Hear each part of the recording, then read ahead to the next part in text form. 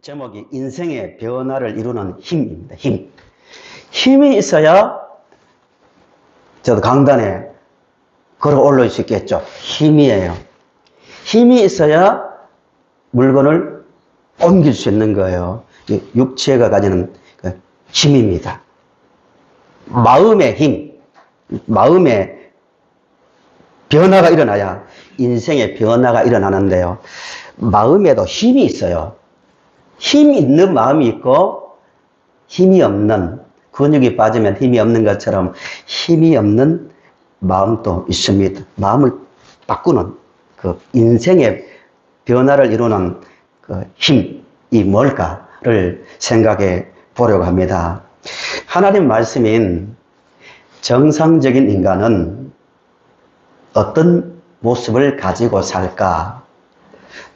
정상적인 인간의 모습은 어떨까요? 1절입니다. 1절. 1절을 보시면 다시 한번 보실까요? 그러므로 형제들아, 내가 하나님의 모든 자비하심으로 너희를 권하노니 너희 몸을 하나님이 기뻐하시는 거룩한 산 제물로 드리라. 이는 너희가 드릴 영적 예배니라. 1절의 삶을 사는 사람이 정상적인 사람입니다. 너희 몸을 거룩한 산 제물로 드리라는 말은 삶의 모든 부분을 드리라는 거죠. 이것을 가지고 영적 예배라고 합니다. 비슷한 말씀이 고린도전서 10장 31절에 기록되어 있습니다. 그런즉 너희가 먹든지 마시든지 무엇을 하든지 누구의 영광을 위하여 하라? 하나님의 영광을 위하여 하라. 그럼 먹든지 마시든지는 일상적인 거잖아요. 어떻게 보면 사소하잖아요. 먹든지 마시든지 사소한 일 같지만 그것까지도 뭘 생각한다는 거예요? 하나님께서 기뻐하실까? 하나님께서 원하시는 모습일까를 생각하는 삶. 이게 영적 예배고, 이 영적 예배를 드리는 자가 정상적인 창조 당시의 목적을 가지고 살아가는 정상적인 인간의 모습이라는 거예요. 특별한 게 아니라는 거예요.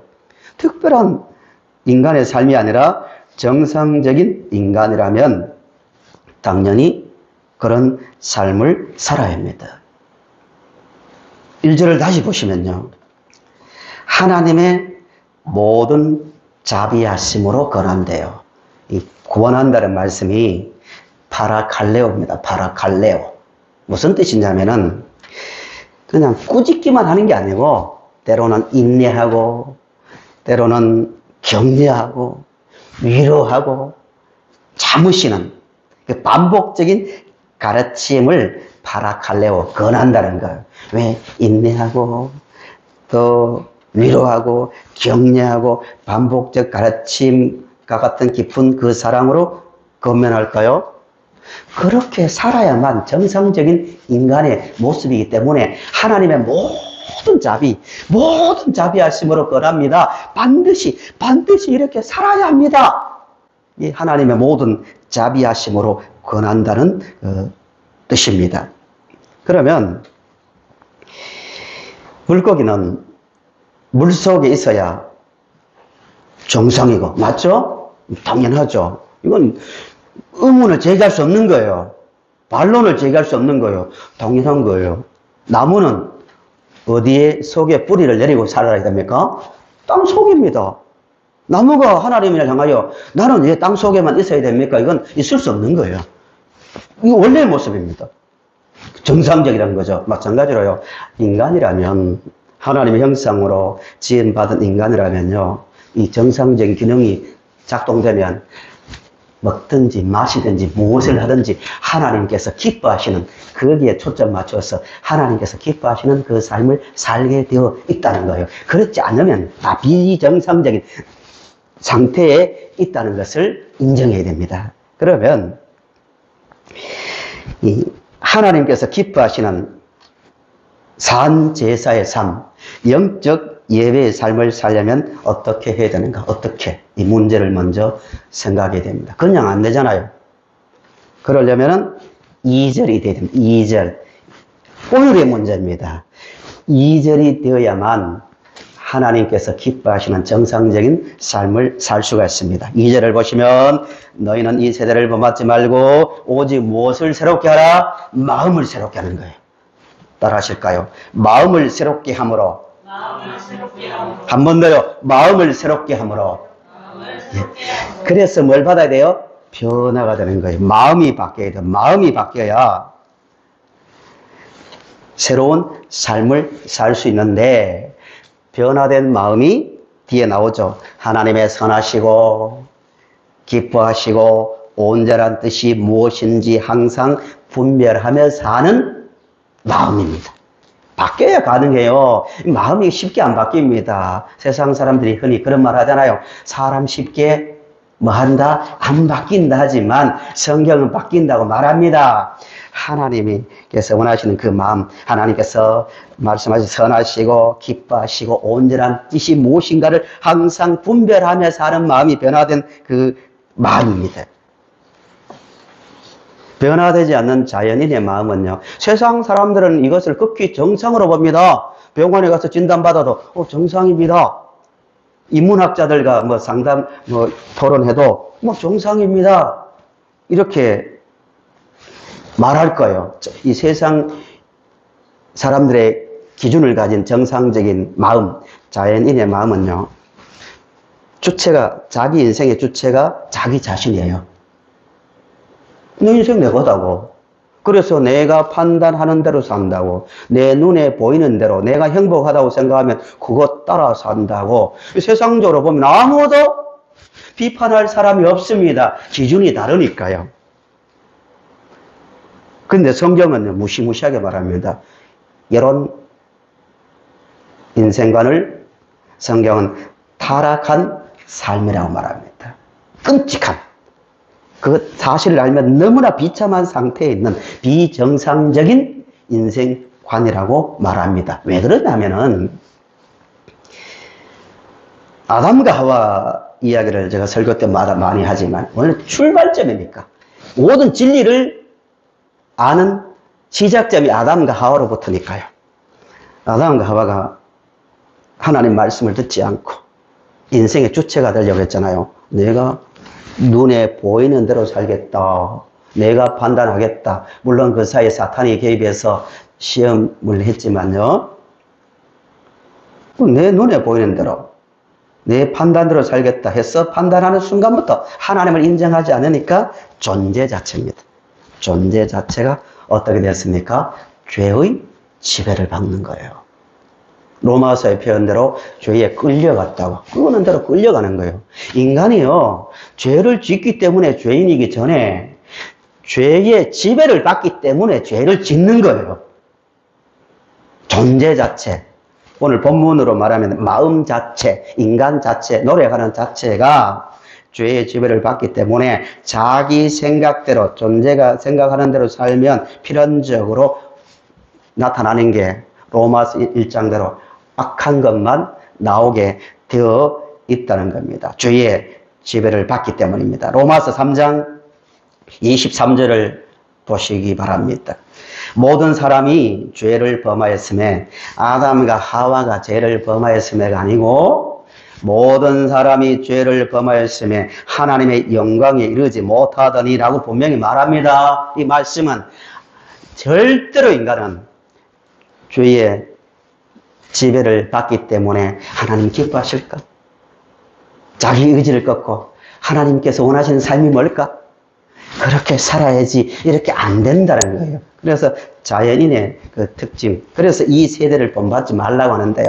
필연적으로 자기 욕망을 따라 살다가 허무하게 끝내는 것이 자연인의 삶의 특징입니다. 그러므로 이 마음, 타락한 마음이 변화되어야 하나님께서 기뻐하시는 삶을 살 수가 있습니다. 그러면 두 번째로 어떻게 문제입니다.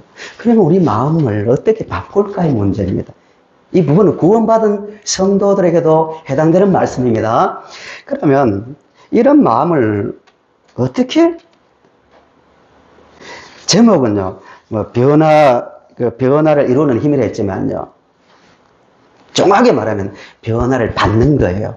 변화를 받으려면 어떻게 되는가? 1절을 보십시오. 1절. 로마서에서 전반부와 후반부를 나누는 중요한 단어입니다. 1절 시작이 뭘로 시작합니까? 그러므로입니다. 그러므로. 한번 따라 하실까요? 그러므로. 한 번 더요. 그러므로. 로마서를 이해하는 중요한 단어입니다. 이게 그러므로. 1장 1절부터 11절까지를 쭉 말하고 그러므로 이렇게 사십시오. 이게 12장의 시작인데요. 그러므로가 뭔가 1장부터 11장을 다 지금 설명할 수 없으니까요. 요약하면 이겁니다. 그러므로 로마서가 이 단어가 많이 나온다 했죠. 그러므로 그러나 왜냐하면 이 반복되어서 계속 나옵니다. 논리로 설명하는데 1장에서는 인간 마음이 어떤 상태에 있는지를 신랄하게 말합니다. 끔찍합니다. 불신자들 보면 분노할 내용들이 나옵니다.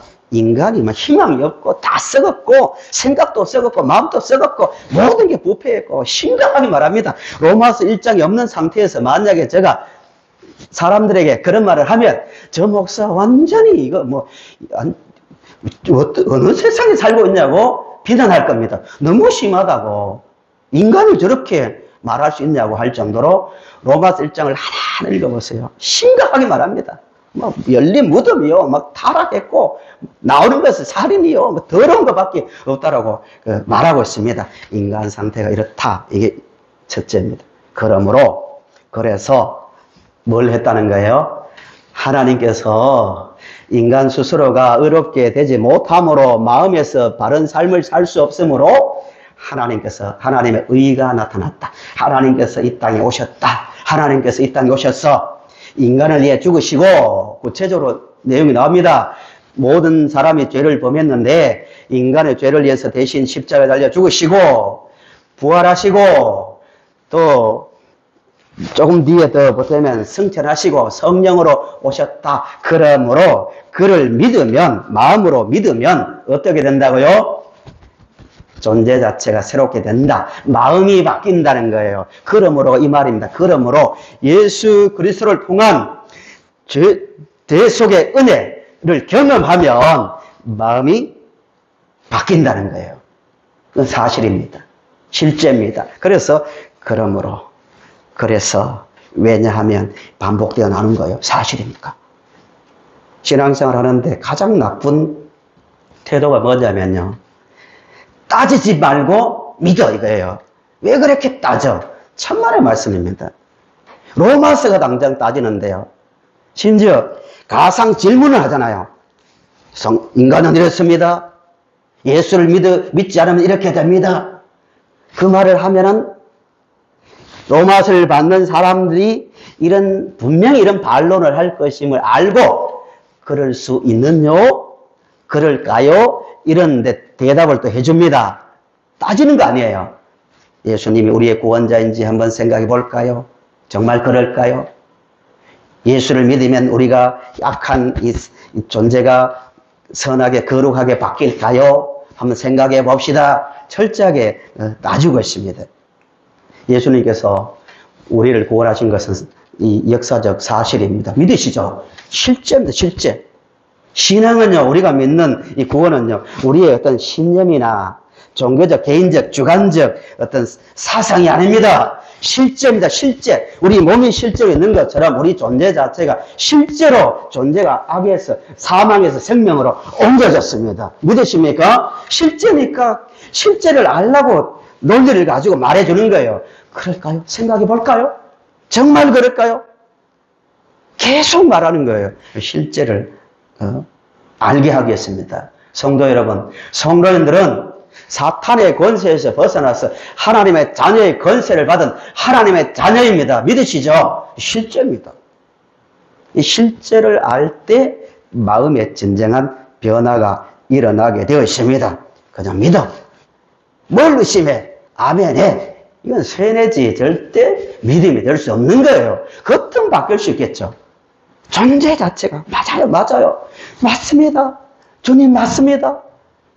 이런 동의가 되는 실제의 변화는 성경, 로마서를 통해서 실제를 하나하나 알아갈 때 일어나는 거예요.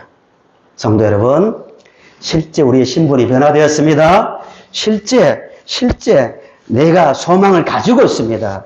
실제 죄와 사탄의 권세에 풀려나 하나님의 자녀의 신분을 가지고 살고 있습니다. 이 실제를 받아들이고 알므로 인생이, 마음이 변화되게 되어 있습니다. 그러므로 우리가 할 일은 이겁니다. 이 사실을 깊이 생각해야 됩니다. 깊이 묵상하고 깊이 확인하며 생각해야 합니다. 그러면 그 마음이 날마다 변화를 줍니다.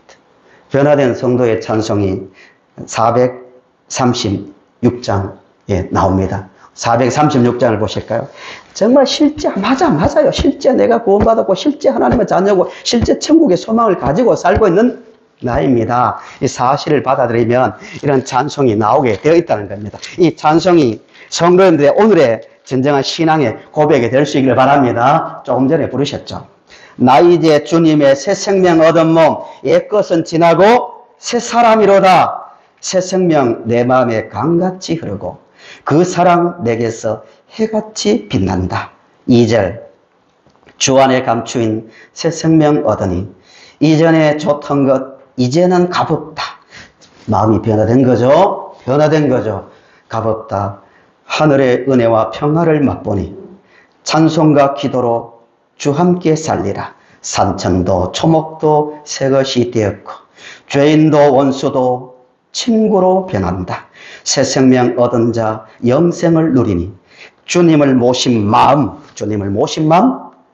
어떻다고요? 새하늘 이로다. 이런 마음의 실제적 변화를 경험하며 사는 성도님들이 되시기를 간절히 바랍니다. 그런데요, 세상 사람들도요, 이 마음의 변화를 정말 강조합니다. 이 헷갈리면 안 됩니다. 기독교 신앙과 심리학에서 말하는, 아니면 세상 사람들이 말하는 이 마음의 변화와 성경이 말하는 마음의 변화를 잘 구별해야 됩니다. 오염됩니다. 잘못하면. 세상 사람들도 인생 뭐 하기에 달렸다? 마음먹기에 달렸다. 맞는 말이에요? 틀린 말이에요? 맞는 말입니다.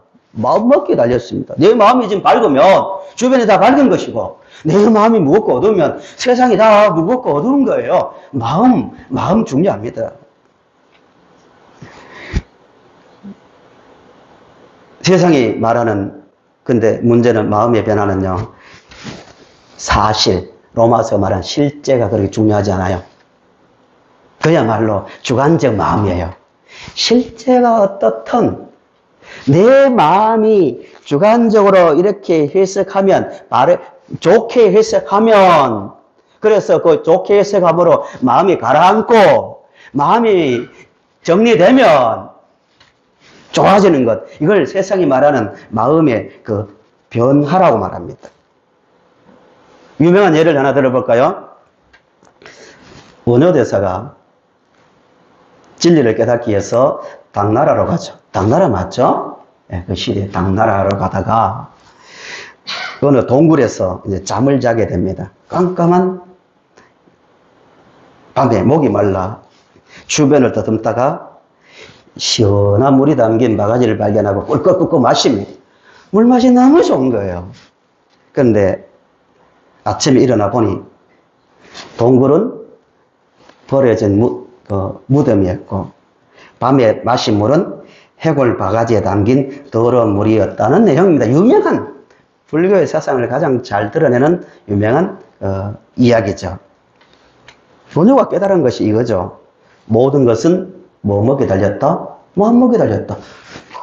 그 물이나 이 물이나 같은 물이에요.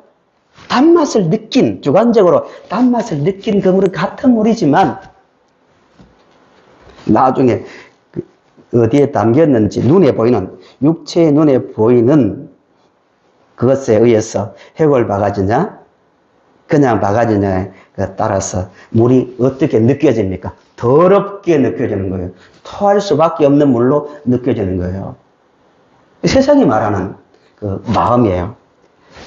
세상 팩트, 그런 실제는 그렇게 중요하지 않다. 내가 어떻게 그것을 받아들이냐에 따라서 해골 바가지에 담기더라도 그것을 좋게 해석하면 물맛은 달게 느껴진다 이거예요.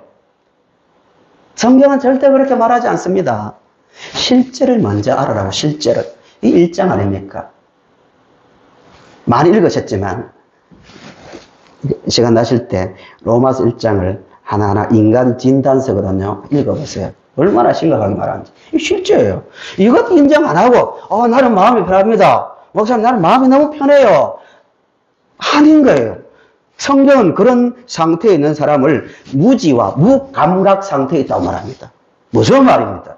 실제는 무지와 무감각 상태에 있는데 단지 내 마음이 요동하지 않고 흔들리지 않기 때문에 뭐 좋다고 생각하는 것, 이 세상적인 관점입니다.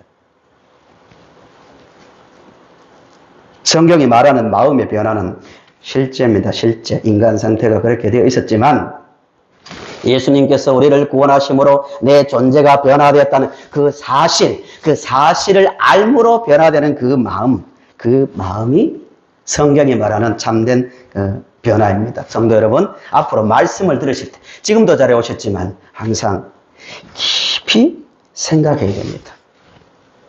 그리고 인격적으로 받아들일 수 있기를 간절히 바랍니다. 세상이 말하는 명상과 성경이 말하는 묵상을 굳이 구별하면은 성경이 말하는 묵상 객관적 근거가 있는 거예요. 하나님께서 이렇게 말씀하셨다. 하나님께서 실제 이렇게 하셨다. 너를 위해서 이렇게 실제로 했다. 그러므로 그것을 받아들이면 실제 너희들이 구원을 받는다. 그 실제를 받아들이는 것. 이게 묵상입니다. 묵상의 목적입니다. 그 명상은 달라요. 실제가 어떻든 관계없어요. 그냥 내가 주체가 되어서 깊이 생각해서 마음이 편해지면 끝입니다. 성경은 그것을 절대로 구원이라 말하지 않고 변화라고 말하지 않습니다. 그러므로 말씀을 받을 때요. 뭘 하라고요? 객관적 하나님 말씀을 보고 깊이 생각해야 됩니다. 깊이 생각해야 됩니다. 생각한다는 말은요. 이게 사실인가 아닌가 의심도 해봐야 돼요. 정말 그런가? 정말 내가 말씀을 예수를 믿음으로 구원을 받았는가? 믿지 않는 자는 그러면 구원을 받을까? 깊이 따지고 생각하고 난 다음에 인격적으로 받아들일 때 실제적 변화가 일어나게 되어 있습니다. 예를 두 가지 들어볼게요. 실제를 깊이 생각하는 게 중요하냐? 사도행전 2장 36절 앞에 화면을 보십시오. 사도들이 설교의 내용이 어떠해야 되는가? 그 모델 중에 하나입니다. 사도들의 설교 내용이 2장에 들어있는데요. 설교를 다 마친 다음에 설교를 들은 교인들의 이 반응이에요. 26절. 그런즉 이스라엘 온 집은 확실히 알지니 너희가 십자가에 못 박은 이 예수를 하나님이 주와 그리스도가 되게 하셨느니라 하니라. 설교의 결론이죠. 앞에 내용 이런 내용이에요. 여러분 찾아서 읽지는 않겠습니다. 성도 여러분 잘 들어보세요. 하나님께서 이렇게 말씀하셨습니다. 하나님께서 예수님을 이 땅에 보내셨습니다. 사도행전 2장 이야기 내용입니다. 하나님께서 예수님을 십자가에 못 박아 달려 죽게 하셨습니다. 주체는 하나님이죠. 하나님께서 예수님을 죽은 자 가운데서 부활시키셨습니다. 하나님께서 이렇게 하셨습니다. 하나님께서 이렇게 하셨습니다. 그 이야기를 구약 다윗 왕을 통해서 미리 다 말해 주셨습니다. 성도 여러분 잘 들어보세요. 다 듣고 난 다음에 아직도 성도는 아니죠. 이 상태에는 유대교에 가깝죠. 예수님이 하나님의 아들인지 아닌지 지금 의심하는 단계예요. 그들에게 다 말하고 난 다음에 그런즉 이스라엘 온 집은 확실히 알지니 너희가 십자가에 못 박은 이 예수를 하나님이 주와 그리스도가 되게 하셨느니라. 이 말씀도 오해하면 안 됩니다. 여호와의 정인처럼 주와 그리스도가 되게 하셨다는 말씀이 원래는 주도 아니고 그리스도가 아닌데 하나님께서 그 일을 보고 구원자로 인정해 줬다는 말씀이 아니고요. 확인해 줬다는 거예요. 보세요. 여러분 구약의 말씀대로 예수님은 하나님 말씀대로 그렇게 죽으시고 부활하시고 우리의 죄를 위해서 부활하신 다음에 승천하시고 성령으로 오셨습니다. 확실하죠? 이 말입니다. 다 듣고 난 다음에 성도들의 반응이 사도행전 2장 37절입니다. 반응의 반응. 같이 주목해서 크게 읽어볼까요? 시작.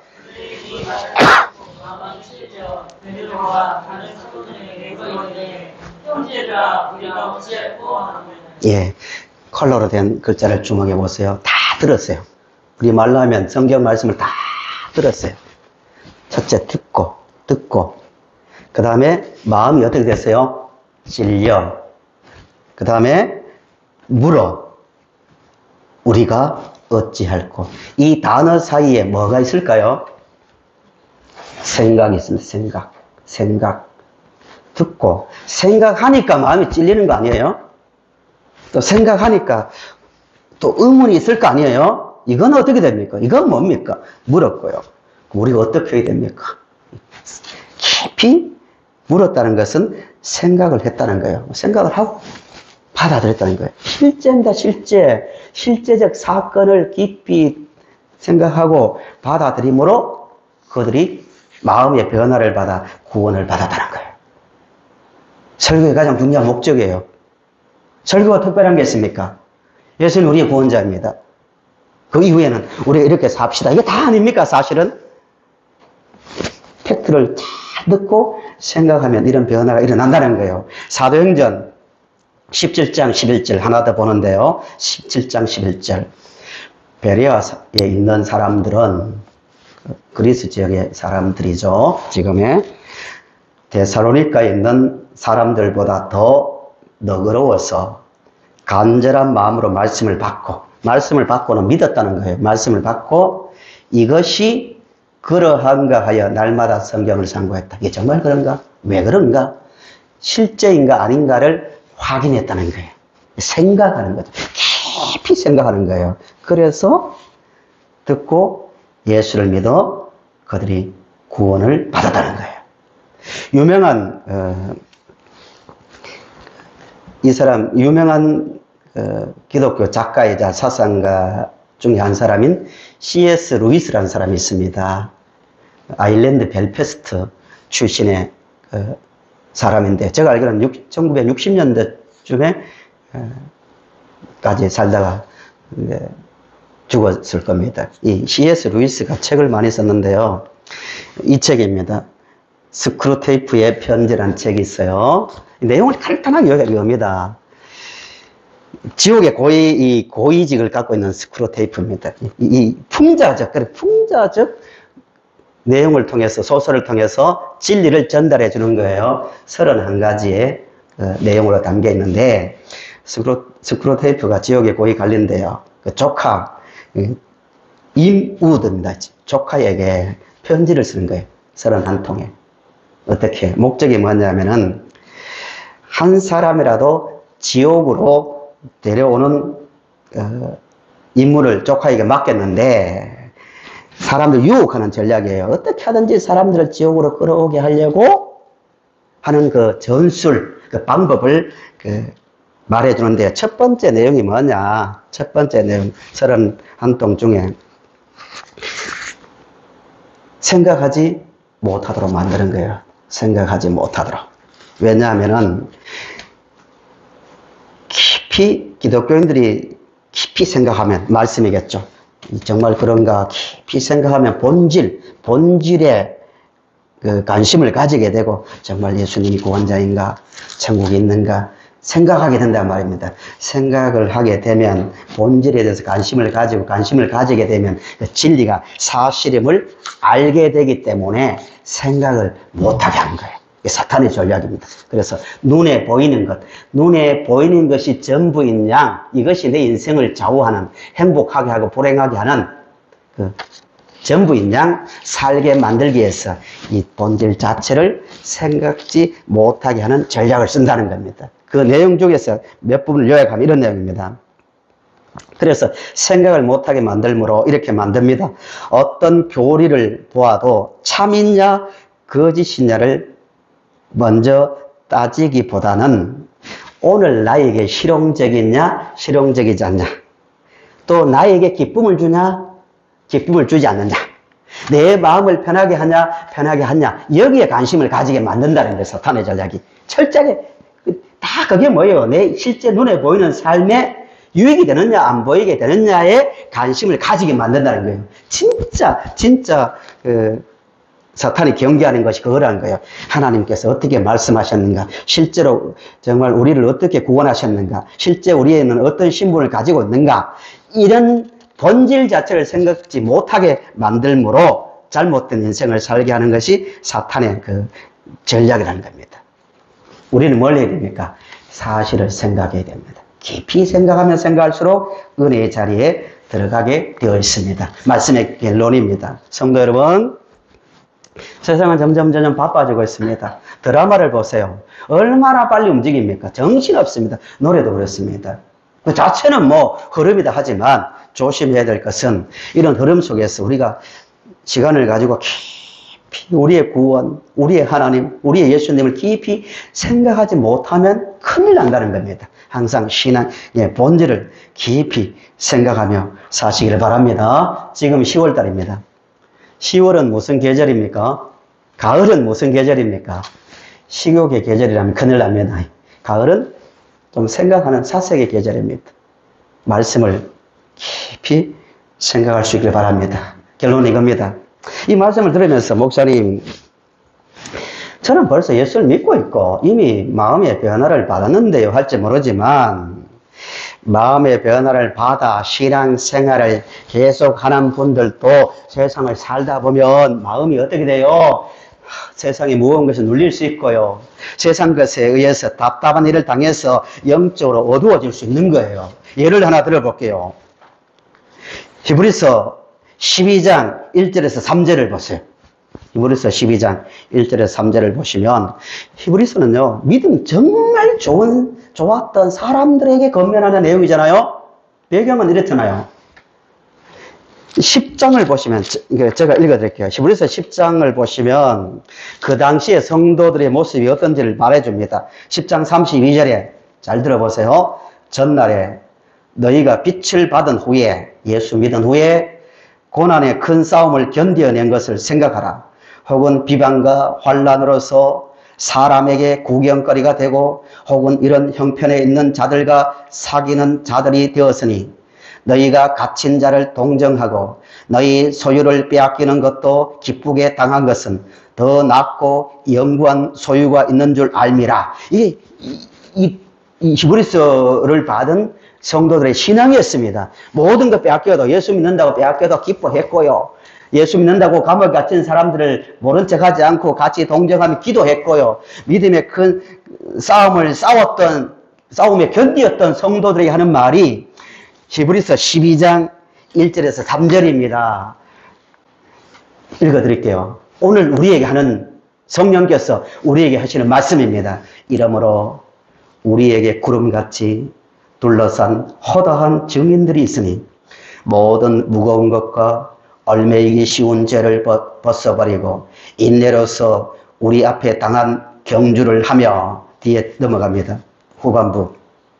너희가 피곤하여 낙심하지 않기 위하여 죄인들이 이같이 자기에게 거역한 일을, 참으신 일을 생각하라, 이렇게 말합니다. 살다 보면요, 과거에는 예수 믿는 사람 그 보기만 봐도 좋고 내 모든 것 잃어도 나는 주님을 버리지 않는다고 실제로 그렇게 살았던 그 성도들조차도 살다 보면 피곤하고 낙심된 일을 만날 수 있는 거예요. 그 시대에 예수님의 재림이 늦어지고 안 하는 것처럼 느껴졌고, 고난을 당하는데 변화가 없으니까요.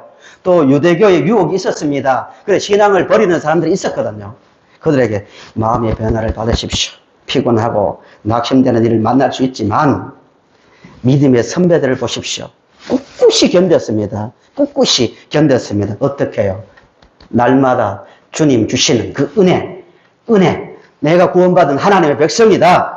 오늘 내가 세상 사람들이 볼 때는 약한 모습으로 살지만 이게 실제다. 실제 난 하나님의 자녀의 신분을 가지고 살고 있다. 성령께서 함께 하신다. 그 확신을 생각하십시오. 그러면 피곤하고 낙심된 일을 만나더라도 능히 그 문제를 이길 수 있다는 것이 히브리서의 겉면입니다. 이 사실을 생각하며 날마다 날마다 예수님을 깊이 생각하는 가운데 은혜도, 마음에서 솟아나는 은혜도 날마다 새롭게 솟아날 수 있기를 간절히 바랍니다.